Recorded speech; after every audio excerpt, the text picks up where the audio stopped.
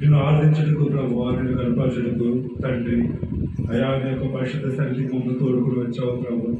నూతనముగా నాయన యొక్క రాత్రికాల సమయంలో అయా ఇదిగో ప్రభువా, అయా తండ్రి దాసుని ద్వారా ఏర్పాటు చేసిన ప్రార్థనా మందిరానికి ప్రభువును తోడుకుని వచ్చావు ప్రభు. అందరిని బట్టి నీకు స్తోత్రములైన స్తోత్రములైన స్తోత్రములైన ఆశ్చర్యకరానికి స్తోత్రములు స్తోత్రములు స్తోత్రములు స్తోత్రములయ.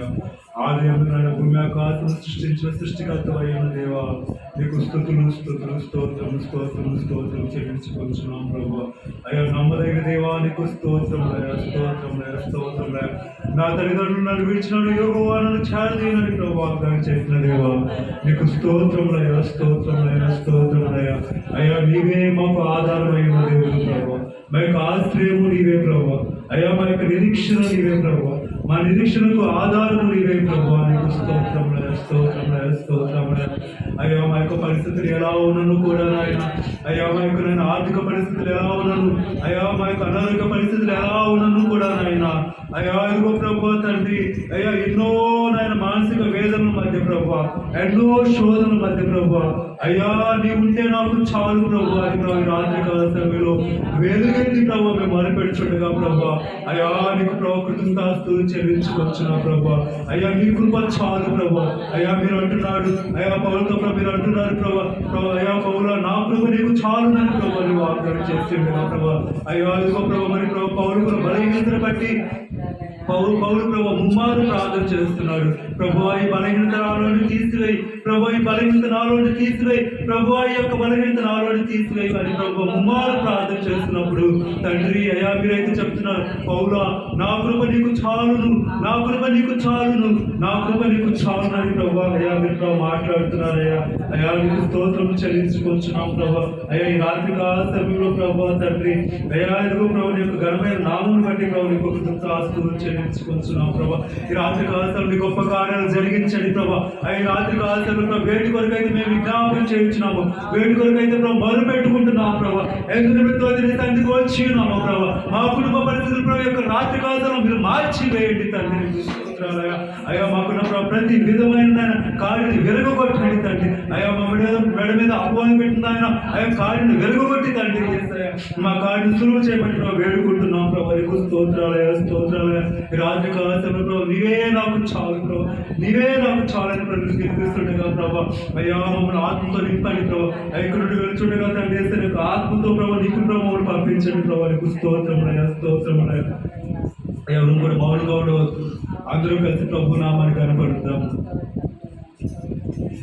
నీవే నాకు చాలును యేసు, నీవే నాకు చాలును యేసు, నీవే నాకు చాలును యేసు, నీవే నాకు చాలును యేసు, నీవే నాకు చాలును యేసు, నీవే నాకు చాలును యేసు, నీవే నాకు చాలును యేసు, నీవే నాకు చాలును యేసు, నీవే నాకు చాలును యేసు, నీవే నాకు చాలును యేసు.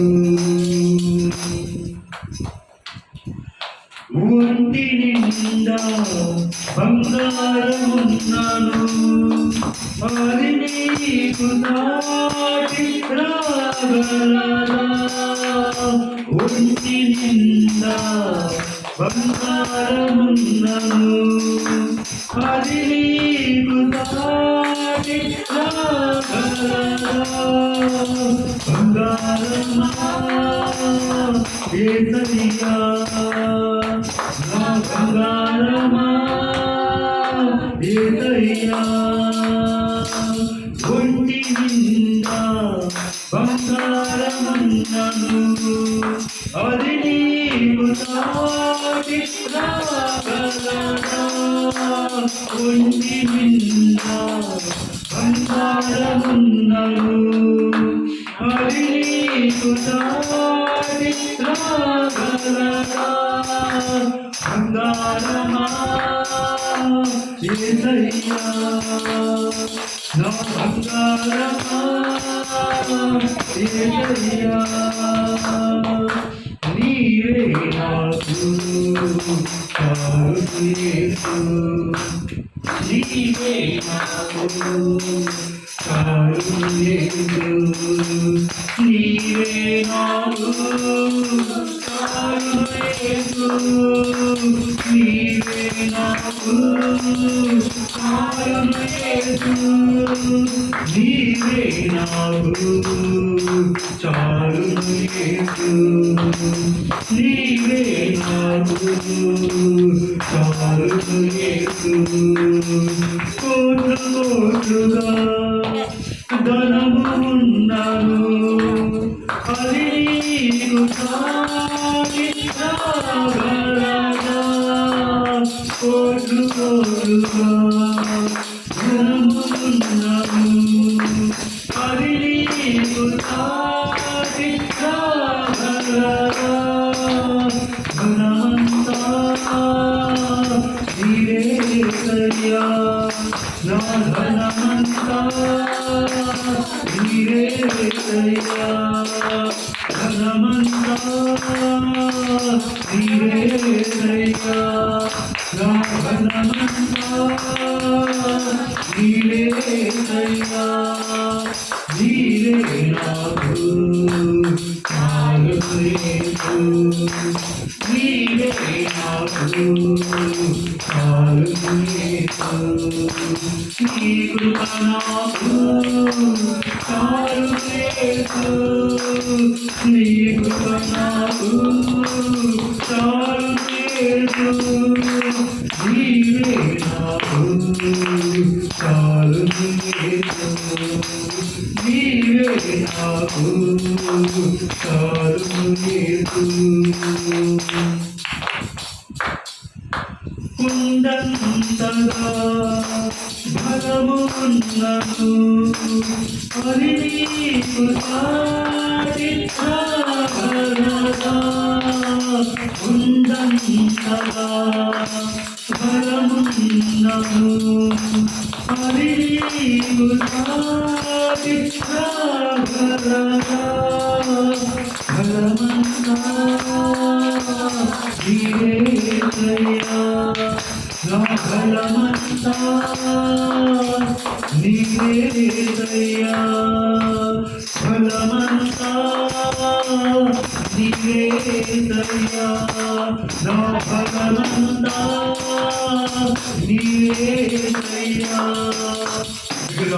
కలిసి పాడు బలమంతా నీవేసయ్యా నా బలమంతా నీవేసయ్యా నీవే నాకు చాలు యేసు నీవే నాకు చాలు యేసు నీ కృప నాకు చాలు యేసు నీ కృప నాకు చాలు యేసు నీవే నాకు చాలు యేసు నీవే నాకు చాలు యేసు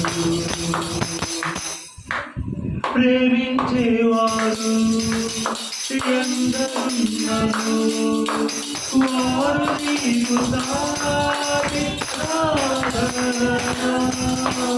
ప్రేమించేవారు నన్ను ప్రేమించేవారు ఎందరున్నారు వారు నీకు సాగిరాగలరా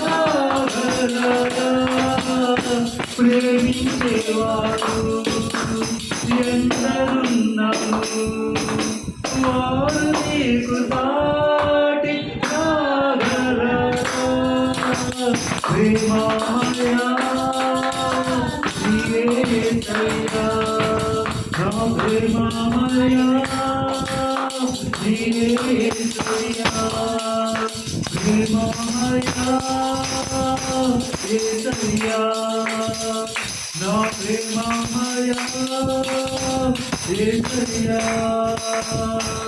నీవే నాకు చాలు నీవే నాకు చాలు యేసు నీవే నాకు చాలు యేసు నీవే నాకు చాలు యేసు నీవే నాకు చాలు యేసు నీవే నాకు చాలు యేసు బంధువులు ఎందరున్నను వారు నీకు సాటి రాగలరా బంధువులు ఎందరున్నను వారు నీకు సాటి రాగలరా బంధువులా యేసయ్యా నా బంధువుడా నీవే యేసయ్యా నీవే నాకు చాలు యేసు నీవే నాకు చాలు యేసు నీ కృప నాకు చాలు యేసు నీ కృప నాకు చాలు యేసు నీవే నాకు చాలు యేసు నీవే నాకు చాలు యేసు మేడమిద్దెలు ఎన్ని ఉన్నాను అవి నీవు దాటి రాగలవా మేడమిద్దెలు ఎన్ని ఉన్నాను అవి నీవు దాటి రాగలవా మేడంతా నీవే యేసయ్యా నా మేడంతా నీవే యేసయ్యా మేడంతా నీవే యేసయ్యా నా మేడంతా నీవే యేసయ్యా నీవే నాకు చాలు యేసు నీవే నాకు చాలు యేసు నీవే నాకు నీవే నాకు చాలు యేసు నీవే నాకు చాలు యేసు నీవే నాకు చాలు యేసు స్నేహితులు ఎందరున్నను వారు నీకు సాటి రాగలరా స్నేహితులు ఎందరున్నను వారు నీకు సాటి రాగలరా స్నేహితుడా నీవే యేసయ్యా నా స్నేహితుడా నీవే యేసయ్యా స్నేహితుడా నీవే యేసయ్యా నా స్నేహితుడా నీవే యేసయ్యా నీవే నాకు చాలు యేసు నీవే నాకు చాలు యేసు నీవే నాకు చాలు యేసు నీవే నాకు చాలు యేసు నీవే నాకు చాలు యేసు నీవే నాకు చాలు యేసు నీ కృప నాకు చాలు యేసు చాలు యేసు నీవే నాకు చాలు నీవే నాకు చాలు యేసు. అవును ప్రభా, నీకు స్తోత్రాలయ్యా. అయ్యా యొక్క రాత్రి కాల సమయంలో ప్రభా, అయ్యా నీవే నాకు చాలు ప్రభా. ఈ లోకంలో ప్రభా ఎందరున్నా ప్రభా, అయ్యా తండ్రి యేసయ్యా, స్నేహితులు ఎందరున్నా, బంధువులు ఎంతమంది ఉన్నా ప్రభా, ఒంటి నిండా బంగారం ఉన్నా ప్రభా, అది నీకు సాటి రాలేదు ప్రభా. మేడమిద్దులు ఎన్నున్నా ప్రభా, అవి నీకు సాటి రాలేవు ప్రభా.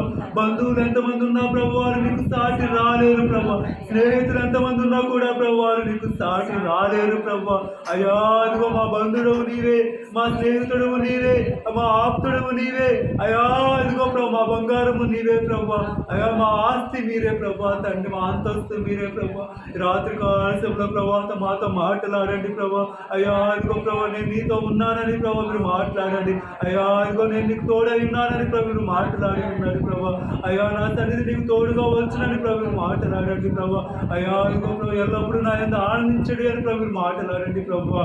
నీ గొప్ప కార్యాలను బట్టి నీకు స్తోత్రాలు, నీ సర్వ కార్యాలను బట్టి నీకు కృతజ్ఞతాస్తుతులు చెల్లించుకొంచున్న ఆశ్చర్యకరమైన ఒక వెలుగులో నడిపించండి ప్రభా. ఆలోచన చెప్పండి ప్రభా. నీ పరిశుద్ధతను బట్టి నీకు స్తోత్రాలయ. ఈ రాత్రి కాలంలో ప్రభు ఎటువంటి దుఃఖంతో ఉన్నావు, ఎటువంటి బాధలో ఉన్నావు, ఎటువంటి నిట్టూర్పులో ఉన్నాము ప్రభా, నీకు తెలిసే ఉన్నది ప్రభా. నీకు మరుగైనది ఏది లేదు ప్రభా తండ్రి. మా పక్షాన్ని మీరు వ్యాజ్యమాడండి ప్రభా, మా పక్షాన్ని మీరు వ్యాజ్యమాడండి ప్రభా. రాత్రి కాలశంలో ప్రభా తండ్రి నూతనంగా తండ్రి అదిగో ప్రభా, అయా నీ బిడ్డలు వచ్చి ఉన్నారు ప్రభా. అయా రానతం బట్టి నీకు స్తోత్రాలయ. అయా రానతం పక్షాన్ని మీరు వ్యాజ్యమాడండి తండ్రి, నీకు స్తోత్రాలు. తన పక్షాన్ని మీరు న్యాయం తీర్చండి ప్రభు, నీకు వందనాలయ ప్రభా. తన పక్షాన్ని మీరు న్యాయం తీర్చి ప్రభా తండ్రి చేస్తాయా. మీరు ప్రాంతాలు తోడుగా ఉండండి ప్రభు, నీకు స్తోత్రాలు. ఎవరి బిడ్డలు ప్రభావ పవిత్రాన్ని బట్టి ప్రగతిని బట్టి నీకు స్తోత్రాలు. ఎవరు ప్రజలు ఉండడుగా ప్రభావ తండ్రి వారికి తోడైండి ప్రభావ, వారికి మంచి భవిష్యత్తు దాయించండి ప్రభావ. నా సోదరు దేవమాతను బట్టి నీకు అయ్యా మంచి ఆరోగ్య బలాన్ని శక్తిని దాయించండి.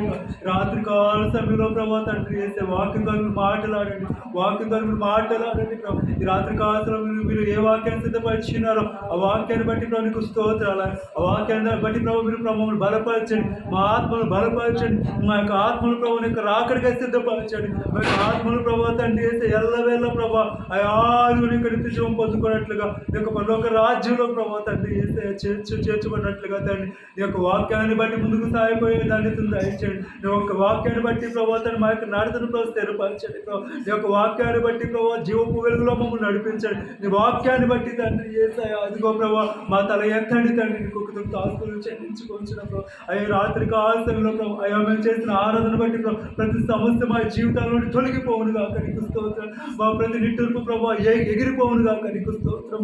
అయ్యా మాట్లాడండి ప్రభావ, మమ్మల్ని బలపరచండి, మమ్మల్ని స్థిరపరచండి ప్రభావ. నీ యొక్క ఆత్మ జ్ఞానంతో నింపండి, నీ ఆత్మశక్తితో నింపండి, నీ యొక్క ఆత్మ ప్రభావంతో నింపండి ప్రభావ. ఈ లోపల ఎవరున్నా లేకపోయినా అయ్యా సజీవుడు అయిన నీవు ఉన్నావని ప్రభావ ధైర్యంతో ప్రభావ, మీరున్నారన్న విశ్వాసంతో ప్రభావ ముందుకు సాగిపోయి మా ప్రతి కన్నీటి యొక్క బాష్ప బిందువుని ప్రభావ తుడిచివేసి మీరే ప్రభావ మా కన్నీటి యొక్క ప్రతి బాష్ప బిందువు తుడిచివేసే దేవుడు తండ్రి.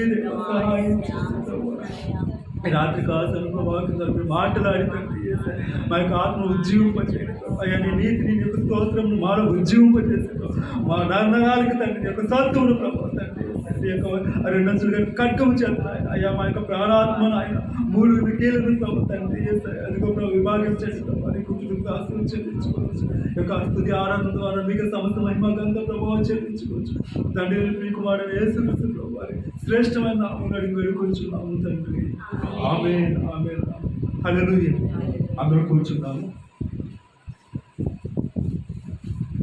ఈ యొక్క ప్రాముఖ్యమైన సమయంలో మరొకసారి కూడి వచ్చిన నా యొక్క ఆత్మీయ సహోదరి సహోదరులందరికీ ప్రభు నా పురుషభూములు తెలియజేస్తున్నాను. మరి నూతనంగా వచ్చిన మీ అందరిని బట్టి కూడా దేవునికి స్తోత్రం చెల్లిస్తున్నాను. దేవుని పరిశుద్ధ వాక్యాన్ని చదువుతున్నాం. దేవుని పరిశుద్ధ గ్రంథం నుండి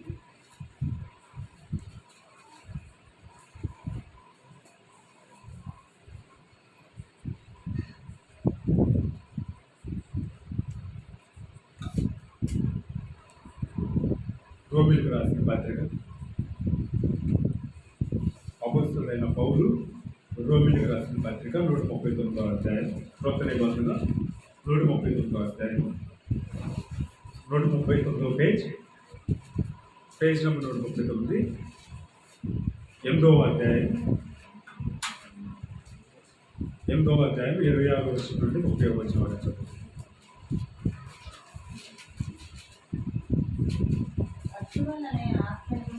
అటువలే ఆత్మయు మన బలహీనతను చూచి సహాయము చేయుచున్నాడు. ఏలయనగా మనము యుక్తముగా ఎలాగూ ప్రార్థన చేయవలెనో మనకు తెలియదు కానీ ఉచ్చరింప శక్యము కానీ మూలుగులతో ఆత్మ తానే మన పక్షముగా విజ్ఞాపన చేయుచున్నాడు. మరియు హృదయములను పరిశోధించువాడు ఆత్మ యొక్క మనసు ఏదో ఎరుగును. ఏలయనగా ఆయన దేవుని చిత్త ప్రకారము పరిశుద్ధుల కొరకు విజ్ఞాపనము చేయుచున్నాడు. దేవుని ప్రేమించు వారికి అనగా ఆయన సంకల్పము చొప్పున పిలువబడిన వారికి మేలు కలుగుటకై సమస్తమును సమకూడి జరుగుచున్నవని ఎరుగుదుము. ఎందుకనగా తన కుమారుడు అనేక సహోదరులలో జ్యేష్ఠుడగునట్లు దేవుడు ఎవరిని ముందు ఎరుగెనో వారు తమ కుమారునితో సారూప్యము గలవారుటకు వారిని ముందుగా నిర్ణయించారు. మరియు ఎవరిని ముందుగా నిర్ణయించను వారిని పిలిచెను. ఎవరిని పిలిచెను వారిని నీతిమంతులుగా తీర్చను. ఎవరిని నీతిమంతులుగా తీర్చను వారిని మహిమపరచను. దేవుడు తన పరిశుద్ధ వాక్యమును మన వినికిడిలో దీవించి ఆశీర్వదించును గాక. ఆమేన్. ఇక రాత్రికాల సమయంలో అపోస్తలుడైన పౌలు మరి పరిశుద్ధాత్మ దేవుని గురించి కొన్ని విషయాలు మనకు తెలియజేస్తూ ఉన్నాడు. ఈ లోకంలో ఒక మనిషికి మరొక మనిషికి ఏం కావాలంటే సహాయం అనేది కావాలి. ఎక్కడ చూసుకున్నా కూడా మరి ఏంటంటే బాల్యం, యవ్వనం, అదేవిధంగా నడి వయసు, వృద్ధాప్యము ఈ యొక్క 4 ప్రాయాల్లో కూడా మనం ఒకసారి పరిశీలన చేసినట్లయితే బాల్యంలో పిల్లలకి ఎవరు సహాయం కావాలంటే తల్లిదండ్రులు సహాయం కావాలి. అలాగే యవ్వన ప్రయాణానికి వచ్చిన తర్వాత, వివాహం అయిన తర్వాత భర్తకు భార్య సహాయం కావాలి, భార్యకు భర్త సహాయము కావాలి. అలాగే వృద్ధాప్యం వచ్చిన తర్వాత మరి ఆ వృద్ధాప్యంలో వారికి ఎవరు సహాయం కావాలంటే పిల్లల సహాయము వారికి కావాలి.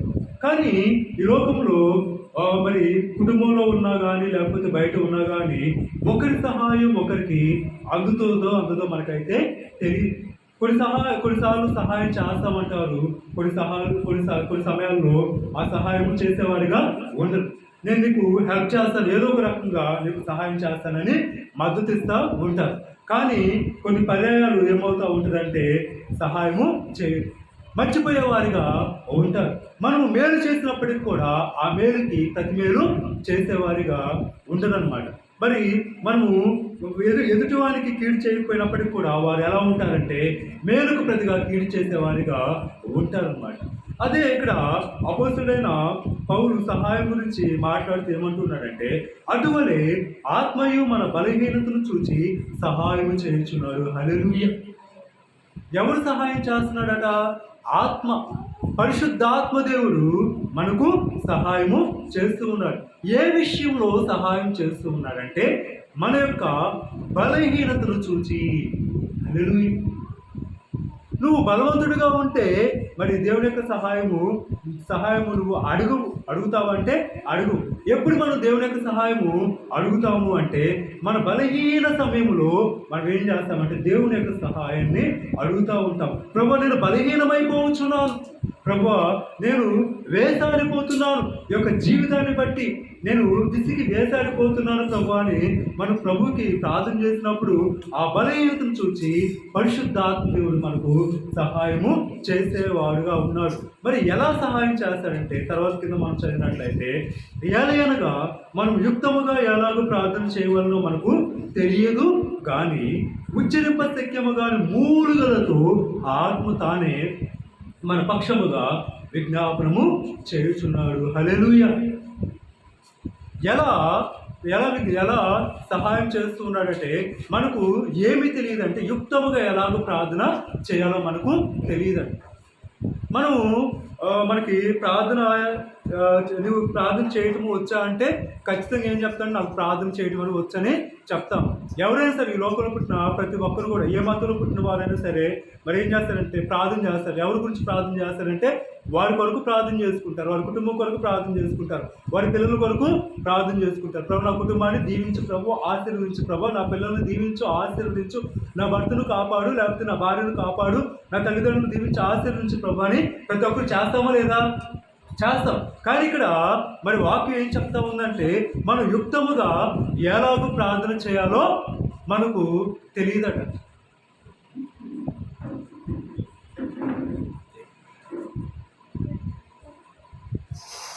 మనకు యుక్తముగా ఎలాగూ ప్రార్థన చేయాలో మనకు తెలియదని ఇక్కడ పరిశుద్ధాత్మ దేవుడు చెప్తూ ఏమంటూ ఉన్నాడంటే, ఉచ్చరింప శక్యముగాను మూలుగులతో ఆత్మ తానే మన పక్షముగా విజ్ఞాపనము చేయుచున్నాడని వాక్యం చెప్తా ఉంది. మరి ఇక్కడ మనము పరిశీలన చేసినట్లయితే ఉచ్చరింప శక్యముగాను మూలుగులతో అన్నప్పుడు ఆనాడు ఇశ్రాయేలు ఐగుప్తు దేశంలో ఉన్నప్పుడు, ఐగుప్తు బానిసత్వంలో ఉన్నప్పుడు, ఆ బానిసత్వంలో ఉండి మరి మగ్గిపోతూ ఉన్నప్పుడు వారు ఏం చేస్తూ ఉన్నారంటే దేవునికి మొరపెడుతూ ఉన్నారు. ఎలా మొరపెడుతూ ఉన్నారంటే మూలుగుతా మొరపెడుతూ ఉన్నారు. అంటే ఆ యొక్క వెట్టి చాకిరిని బట్టి వారు ప్రార్థించలేని స్థితిలో మూలుగుతూ, ఆ మూలుగులోనే ఏం కనపడుతుందంటే దేవునికి ప్రార్థన అనేది కనపడుతుంది. ఆ మూలుగులోనే పశ్చాత్తాపం అనేది కనపడుతుంది. ఆ మూలుగులోనే వారి యొక్క శ్రమ, వారి యొక్క బాధ, వారి యొక్క కష్టమంతా కూడా ఎవరు చూస్తున్నారంటే మరి దేవాతి దేవుడు చూస్తూ ఉన్నాడు. అలాగే మనకు యుక్తముగా అంటే సరైన విధముగా, లేకపోతే మరి జ్ఞాన యుక్తముగా మనకు ఎలాగ ప్రార్థన చేయాలో తెలియనప్పుడు మనం అనుకుంటూ ఉంటాము మనం ప్రార్థన చేస్తున్నాం అనుకుంటాము. కానీ ప్రార్థన చేసేది ఎవరట? నీలో ఉన్న పరిశుద్ధాత్మ దేవుడు మనలోకి వచ్చినప్పుడు మాత్రమే మనం ప్రార్థన చేయగలుగుతాము. హల్లెలూయా. మరి బయట ఉన్నవారు, లోకంలో ఉన్నవారు ఎందుకు ప్రార్థన చేయలేకపోతున్నారు చెప్పండి? మరి దేవుడు కలిగిన మనము ప్రార్థన చేస్తూ ఉన్నాము అంటే, దేవుడి దగ్గరికి వస్తూ ఉన్నామంటే ఖచ్చితంగా ఎవరు నడిపింపు? పరిశుద్ధాత్మ దేవుని యొక్క నడిపింపు. బయట అనేకులు ఉన్నారు, మనకన్నా జ్ఞానవంతులు ఉన్నారు, మనకన్నా చదువుకున్న వాళ్ళు ఉన్నారు, మనకన్నా ధనవంతులు ఉన్నారు, ఎంతో గొప్ప గొప్ప వారు, పేరు ప్రఖ్యాతులు పొందిన వారు ఉన్నప్పటికీ కూడా మరి వారు దేవుడిని ఎరగలేని స్థితిలో ఉన్నారు, దేవుడి తండ్రికి రాలేని స్థితిలో ఉన్నారు. అంటే మనం కేవలము మరి దేవుడు అనుగ్రహించిన మరి ఆ రక్షణ వరాన్ని బట్టి, దేవుడి యొక్క కృపా వరాన్ని బట్టి, ఆ పరిశుద్ధాత్మ వరాన్ని బట్టి. అందుకే పేతురు బాప్తిసం ఇస్తూ ఉన్నప్పుడు ఒకసారి చూద్దాము, అపోస్తుల కార్యముల గ్రంథము 2వ అధ్యాయము 38వ వచనం చదవండి. అపోస్తుల కార్యముల గ్రంథము. పేతురు మీరు మారు మనస్సు పొంది పాపక్షమాపణ నిమిత్తము ప్రతివాడు యేసుక్రీస్తు నామమున బాప్తిస్మము పొందుడి, అప్పుడు మీరు పరిశుద్ధాత్మను వరము పొందుదురు. హల్లెలూయా. మరి మనలో ప్రతి ఒక్కరు కూడా మారు మనసు పొందు నిమిత్తము, పాపక్షమాపణ నిమిత్తము నమ్మి బాప్తిస్మము పొందితే ఏం పొందుకుంటామట? పరిశుద్ధాత్మ వరాన్ని పొందుకుంటాం. మరి పరిశుద్ధాత్మ వరాన్ని మనము పొందుకున్నప్పుడు ఏం జరుగుతుందంటే ఆ యొక్క పరిశుద్ధాత్మ నడిపింపుని బట్టి మనము ప్రార్థన చేసేవారిగా ఉంటామని దేవుని యొక్క వాక్యము సెలవిస్తూ ఉంది. కాబట్టి మరి బాప్తిసం అనేది ఏంటి? మనిషికి ముఖ్యం. ఆ బాప్తిసము తీసుకున్నప్పుడు మాత్రమే ఆ పరిశుద్ధాత్మ అనే వరాన్ని మనము పొందుకుంటాము. మరి నీటి ద్వారా మనం జన్మించిన తర్వాత మరి దేవుడు ఏమైనా వాగ్దానం చేస్తున్నాడంటే, పరిశుద్ధాత్మలో అగ్నితో నేను మీకు బాప్తిస్మం ఇస్తానని చెప్తున్నాడు. మరి ఒక వ్యక్తి నమ్మి బాప్తిస్మం పొందిన తర్వాత పరలోక రాజ్యానికి వెళ్ళాలి అంటే వాడు ఏం చేయాలి? నమ్మి నీటి బాప్తిస్మము పొందాలి. అదేవిధంగా పరిశుద్ధాత్మ బాప్తిస్మము కూడా మనము తీసుకోవాలి. కొంతమంది ప్రార్థన చేస్తారు, కొంతమంది ప్రార్థన చేసినప్పుడు వారికి అసలు దుఃఖం అనేదే రాదు. కొంతమంది చేస్తూ ఉంటారు అన్నమాట, ఏడుపు అనేది వారికి రాదు. కొంతమంది ప్రార్థనలో కూర్చున్నప్పుడు అసలు కన్నీటిని కాల్చేస్తూ ఉంటారు, గంటలు గంటలు గంటలు గంటలు. మరి ఆ దుఃఖం, ఆ యొక్క ఏడుపు ఎక్కడి నుండి వస్తుందో తెలియదు, కానీ ఆ కన్నీటిని కారుస్తూ కారుస్తూ కారుస్తూ ఎంతో దుఃఖంతో ఎంతో వేదంతో ప్రార్థన చేస్తారు. మరి వారికి అన్నీ ఉన్నప్పటికీ కూడా, కుటుంబంలో ఎంతో సంతోషంగా ఎంతో ఆనందంగా ఉన్నప్పటికీ కూడా ప్రార్థనలో కూర్చున్నప్పుడు వారు ఏం చేస్తారంటే ముక్కులై ప్రార్థన చేస్తారు, కన్నీటిని ఎడతెగక కాచేవారిగా ఉంటారు. మనం ఇర్మియాని ఒకసారి పరిశీలన చేసినట్లయితే ఇర్మియాని ఏమంటారంటే విలాప ప్రవక్త, ఏడ్చే ప్రవక్త అన్నమాట. మరి వాస్తవంగా అయితే ఇర్మియా దేవుని యందు భయభక్తులు కలిగిన వాడు. ఇర్మియాలో ఏ దోషం ఏ పాపం అనేది లేదు. ఇర్మియా పరిపూర్ణంగా జీవించిన వాడు. ఇర్మియాని దేవుడు ఏం చెప్పాడంటే నువ్వు వివాహము చేసుకోవద్దని చెప్పేవాడు. అన్ని మరి అంత సంతోషంగా ఉన్నప్పటికీ కూడా, ఏ బంధాలు ఏ బంధుత్వాలు లేకపోయినప్పటికీ కూడా తన యొక్క ప్రజలు చెరపట్టబడుతున్నారనేసి మరి దేవుడు మాట్లాడినప్పుడు ఇర్మియా ఎలా ఏడుస్తున్నాడంటే మరి విపరీతంగా ఏడుస్తూ ఆ యొక్క విలాప వాక్యాలను రాశాడు. ఆ ఇర్మియా గ్రంథాన్ని రాశాడు. ఇశ్రాయేలు మంద చెరకు పోతుందని నా గుండె నాలో సొమ్మసిల్లిపోతుంది. నా యొక్క గుండెలో మరి మానని దుఃఖము నాకు కలిగి ఉన్నదనేసి ఇర్మియా మాట్లాడుతూ ఉంటాడు. ఎవరు నడిపింపంటే పరిశుద్ధాత్మ దేవుని యొక్క నడిపింపు. ఆ పరిశుద్ధాత్మ దేవుడు ఉచ్చరింపు శక్యం కానీ మూలుగులతో తండ్రికి మొరపెట్టేవాడిగా ఉంటాడు. అలా మొరపెట్టినప్పుడు మరి దేవుని యొక్క గొప్ప కార్యాలను మనము చూసేవారిగా ఉంటామని దేవుని యొక్క వాక్యము స్పష్టంగా తెలియజేస్తుంది. ఒకసారి యొక్క మరి పరిశుద్ధాత్మ గురించి మనం ఒకసారి పరిశీలన చేసినట్లయితే కొరింథీయులకు రాసిన రెండో పత్రిక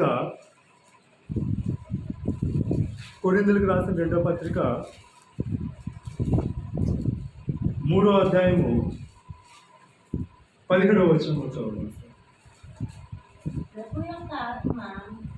ప్రభువే ఆత్మ, ప్రభు యొక్క ఆత్మ ఎక్కడ ఉండునో అక్కడ స్వాతంత్రము ఉండును. మనమందరమును ముసుకులేని ముఖముతో ప్రభు యొక్క మహిమను అద్దము వలె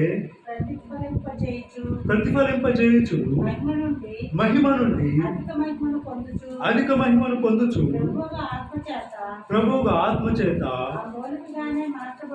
ఆ పోలికగానే మార్చబడుచున్నాం. మళ్ళా ఇక్కడ అపోస్తలుడైన పౌలు కొరింథీ సంఘానికి మరి తెలియజేస్తూ ఉన్నాడు. ఏమని తెలియజేస్తున్నాడంటే దేవుని యొక్క ఆత్మ గురించి తెలియజేస్తూ ఏమంటున్నాడంటే ప్రభువే ఆత్మ. నీలో ఏముంది అంటే ఆత్మ అనేది ఉంది. ఆత్మ ఏమైంది? దేవుడై ఉన్నాడు. అందుకే నీ దేహమే దేవుని ఆలయమై ఉన్నదని నీవు ఎరుగవా? మన దేహాన్ని దేవుని ఆలయముగా ఎందుకు దేవుడు పోలుస్తూ ఉన్నాడంటే మన దేహంలో ఎవరి ఆత్మ ఉందంటే దేవుని యొక్క ఆత్మ అనేది ఉంది. అందుకే మరి ఆత్మ దయచేసి దేవుని ఎందుకు వాక్యం చదివిస్తాం. మరి ప్రభు యొక్క ఆత్మ ఎక్కడ ఉండునో అక్కడ స్వాతంత్రము ఉండును. మరి ప్రభు యొక్క ఆత్మ ఉన్న చోట స్వాతంత్రము ఉంటుంది అంటే మరి అక్కడ మనం ఒకసారి పరిశీలన చేసినట్లయితే మరి సాతానికి కానీ అంధకారానికి కానీ ఎటువంటి అవకాశము లేదు. ప్రభు యొక్క ఆత్మ ఉన్న చోట స్వాతంత్రము ఉందంటే ఏమి లేదంటే బానిసత్వము లేదు.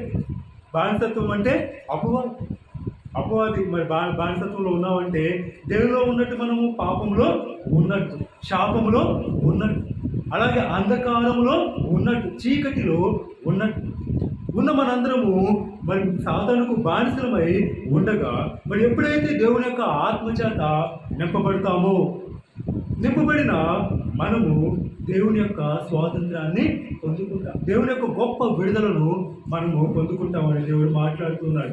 అందుకనే మరి దేవుని యొక్క స్వాతంత్రం కలిగి ఉన్న మనము దేవుని యొక్క ఆత్మ చేత మొరపెట్టినప్పుడు దేవుని యొక్క గొప్ప కార్యాలు చూస్తాం.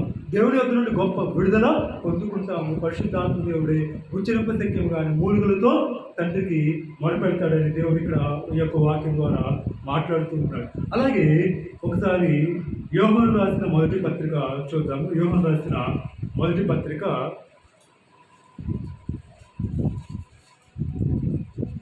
4వ అధ్యాయము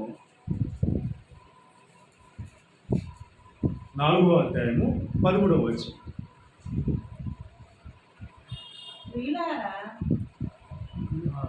మొదటి యోహాను 4:13. యోహాను రాసిన మొదటి పత్రిక 4:13. దీని వలన మనము ఆయన యందు నిలిచి ఉన్నామనియు ఆయన మన యందున్నాడని తెలుసుకొనుచున్నాము. ఏలయనగా ఆయన మనకు తన ఆత్మలో పాలు దయచేసి ఉన్నాడు. హల్లెలూయా.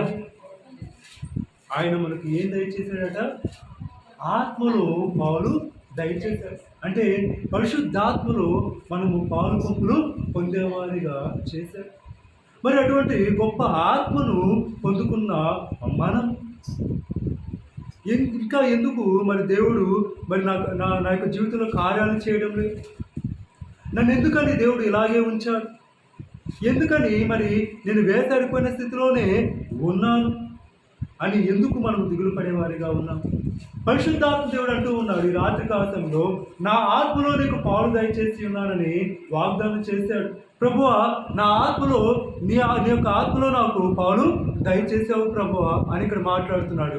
అక్కడ ప్రభువే ఆత్మ, ప్రభు ఆత్మ ఎక్కడుండదు అక్కడ స్వాతంత్రం ఉందని చెప్తూ ఉండగా, ప్రభువా నీ యొక్క ఆత్మను నా మధ్య ఉంచావు ప్రభు, నీ యొక్క ఆత్మలో నాకు పాలు దయచేసావు ప్రభువా. మరి నేను ఎందుకు ప్రార్థించలేకపోతున్నాను? బలంగా నిజంగా మనం బలంగా ప్రార్థన చేస్తున్నాము. ఎంతసేపు మనం ప్రార్థన చేయగలుగుతున్నాం? మన నిమిత్తం అయితే మరి ఈ దివారాత్రులు అయినా సరే కష్టపడతా ఉంటాం. పొద్దున 6 నుండి సాయంత్రం 9 వరకు కష్టపడే వాళ్ళు ఉంటారు. వాళ్ళ నైట్ షిఫ్ట్లు కూడా చేసే వాళ్ళు ఉంటారు. మన కుటుంబ నిమిత్తం అంతగా కష్టపడుతూ ఉన్నప్పుడు మరి ఒక కార్యం జరగటానికి, లేకపోతే మరి ఏదైనా మనలో ఉన్న సమస్య తొలగిపోవడానికి, లేకపోతే మనకు న్యాయము జరగటానికి ప్రభు సన్నిధిలో ఎంతసేపు మనం మొరపెడుతున్నాము? ఎంతసేపు ప్రార్థన చేయగలుగుతున్నాము? 5 నిమిషాలైనా చేయగలుగుతున్నాము, అర్ధగంట చేయగలుగుతున్నాము, 1 గంట అయినా చేయగలుగుతున్నాము. యేసుక్రీస్తు ప్రభు ఎంతసేపు ప్రార్థన చేశారు? ఆయన దైవ కుమారుడే, దేవుడే అయినప్పటికీ కూడా మరి ఆయన నడుస్తా ప్రార్థన చేసుకుంటూ వెళ్ళవచ్చు, కూర్చొని ప్రార్థన చేయొచ్చు. మరి అక్కడ గోడలు చూసినట్లయితే పడవ మరి అమరమున ఆయన నిద్రపోతూ అక్కడ ప్రార్థన చేస్తున్నాడు. కానీ మరి వాక్యం ఏం చెప్తా ఉందంటే, ఆయన పగలంతయు కూడా దేవాలయంలో బోధిస్తూ రాత్రంతయు కూడా ఎక్కడికి వెళ్ళాడట? ఒలీవల కొండకు వెళ్ళి ప్రార్థన చేయించు, ప్రార్థనలో గడుపుచూ ఉన్నాడట. హల్లెలూయా. రాత్రంతా కూడా, పగలంతా ఉదయం 6 గంటల నుండి లేచిన దగ్గర నుండి సాయంత్రం 6 గంటల వరకు పరిచయం చేస్తే, ఒక 2 గంటలు 3 గంటలు వాక్యం చెప్తేనే అలసిపోతాం.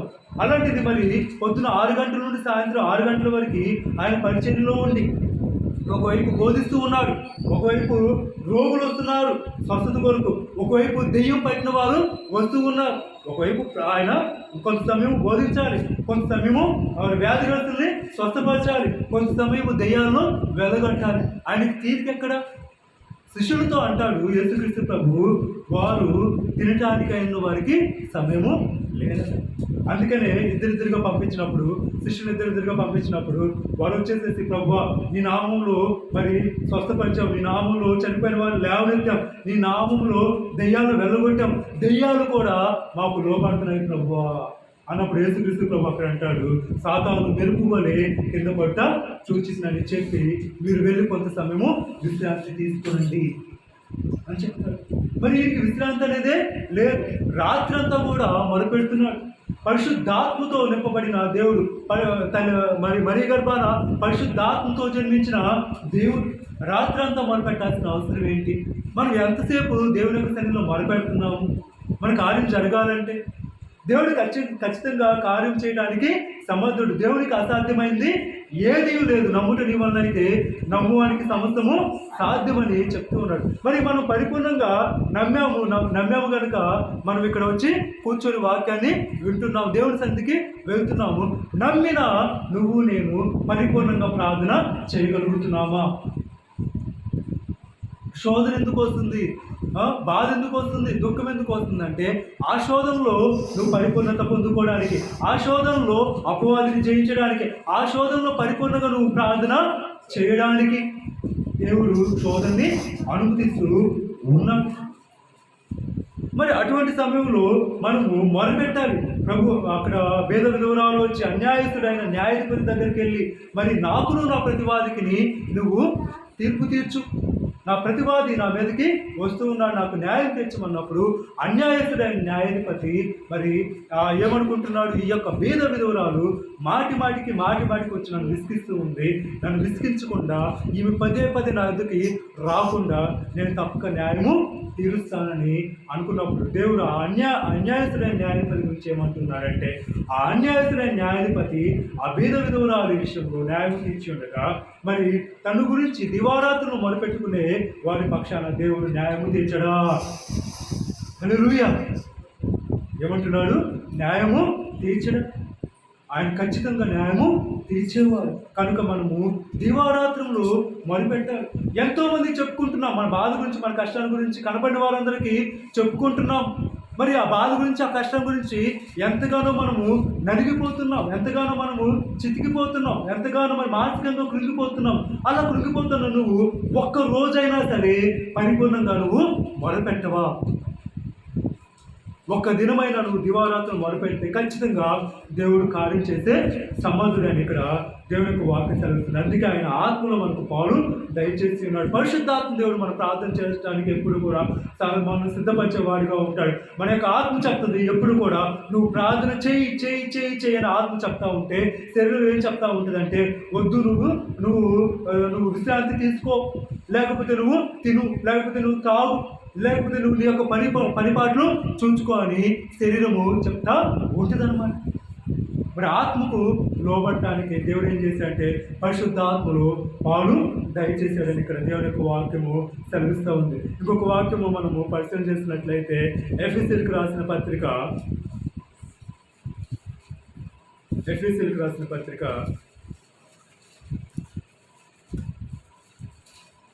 6వ అధ్యాయము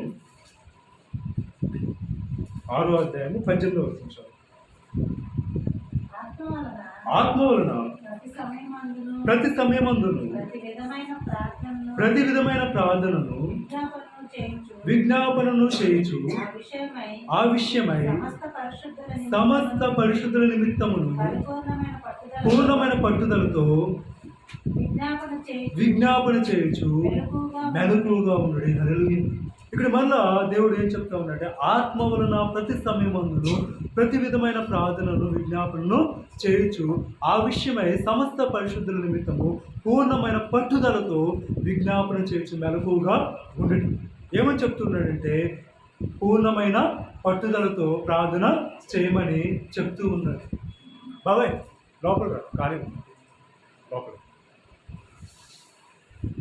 ప్రైజ్ లార్డ్. హల్లెలూయా!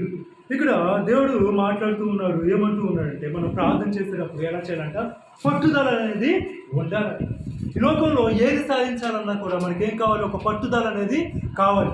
ఆ పట్టుదల అనేది లేకపోతే మనం ఈ లోకంలో ఏది కూడా సాధించగలుగుతామంటే సాధించలేము. అలాగే ప్రార్థన విషయంలో కూడా దేవుని యొక్క నుండి మనం పొందుకునే విషయంలో కూడా దేని ద్వారా ప్రార్థన చేయమంటాడంటే ఆత్మ ద్వారా ప్రార్థన చేయమంటాడు. ప్రార్థన చేయడానికి మొదలు పెట్టగానే పరిశుద్ధాత్మ దేవా నన్ను యొక్క ఆత్మతో నింపు ప్రభు, పరిశుద్ధాత్మ దేవా నువ్వు నాలోకి రా, పరిశుద్ధాత్మ దేవ నేను బలంగా ప్రార్థన చేయడానికి ఈ సమయంలో నాకు సహాయం చేయని మొట్టమొదటిగా ఎవరు సహాయం తీసుకోవాలంటే పరిశుద్ధాత్మ దేవుడి యొక్క సహాయం తీసుకున్నప్పుడు, ఆ పరిశుద్ధాత్మ దేవుడు మనలోనికి వచ్చినప్పుడు ఆ పరిశుద్ధాత్మ దేవుడే ఉచ్చిరింప శక్యం గారి మూలుగులతో తండ్రికి మొదలుపెడతాడు. హల్లెలూయా!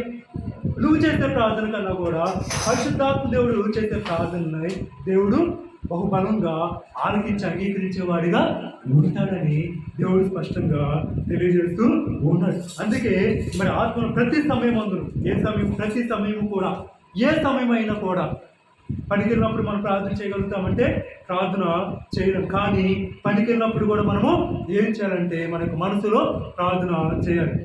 మా చిన్నకు గురించి ఒక చిన్న సాక్ష్యం చెప్తా.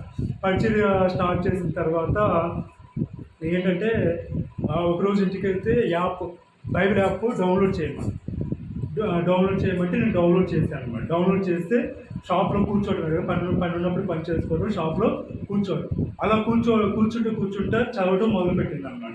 అలా మొదలుపెట్టినప్పుడు ఆదికాండము స్టార్టింగ్ మొదలు పెడితే ఇప్పుడు సామెతలు అయిపోయి ప్రసంగి గ్రంథాన్ని వరకు అలా చదివేసి ఎంత ఒక నెల అనమాట. నెల టైంలో ఎవరి సహాయం అది? పరిశుద్ధాత్మ దేవుని యొక్క సహాయం. ఏ సమయంలో అంటే ప్రతి సమయంలో కూడా. ఎక్కడుంది? షాప్లో ఉంది.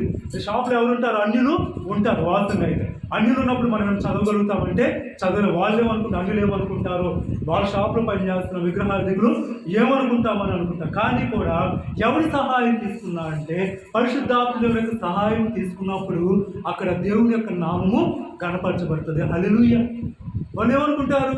ఈ అమ్మాయి ఏంటి మరి ఎప్పుడు కూడా మా ఖాళీగా ఉన్నప్పుడు మరి పని చేసుకుంటుంది, ఖాళీగా ఉన్నప్పుడు వాక్యాన్ని చదువుకుంటుంది అనేసి తద్వారా దేవుని వైపు తిరగడానికి అవకాశం ఉంటుంది. ఆ రీతిగా పరిశుద్ధాత్మ దేవుడు తన యొక్క కార్యాలను జరిగించుకుంటాడని ఇక్కడ దేవుని యొక్క వాక్యం సెలవిస్తూ ఉంది. ఆత్మ వలన ప్రతి సమయమందును ప్రతి విధమైన ప్రార్థన కూడా ప్రతి విధమైన ప్రార్థన కూడా ఎప్పుడు ఒకే రకంగా ఉండకూడదు. మనం ఎలా చేస్తామంటే ఎప్పుడు కూడా మన కుటుంబం కొరకు మనము ప్రార్థన చేసుకునే వారిగా ఉంటాం. నా గురించి, నా యొక్క భార్య గురించి, లేకపోతే నా పిల్లల గురించి ఇలా ప్రార్థన చేసుకునే వారిగా ఉంటాము. కానీ ప్రతి విధమైన ప్రార్థన అంటే అన్నిటి గురించి మనము ప్రార్థన చేయాలి. రాజుల గురించి, అదేవిధంగా అధికారుల గురించి, ప్రభుత్వాల గురించి, అన్నిటి గురించి కూడా మనము ప్రార్థన చేయాలి. నశించిపోతున్న వారి గురించి, మరి పాపంలో కూరుకుపోతున్న వారి గురించి కూడా మనము ప్రార్థన చేయాలని దేవుడు స్పష్టంగా తెలియజేస్తూ ఉన్నాడు. విజ్ఞాపన చేయొచ్చు ఆ విషయమై సమస్త పరిశుద్ధుల నిమిత్తమును పూర్ణమైన పట్టుదలతో విజ్ఞాపన చేయొచ్చు. మెలకువగా ఉండండి.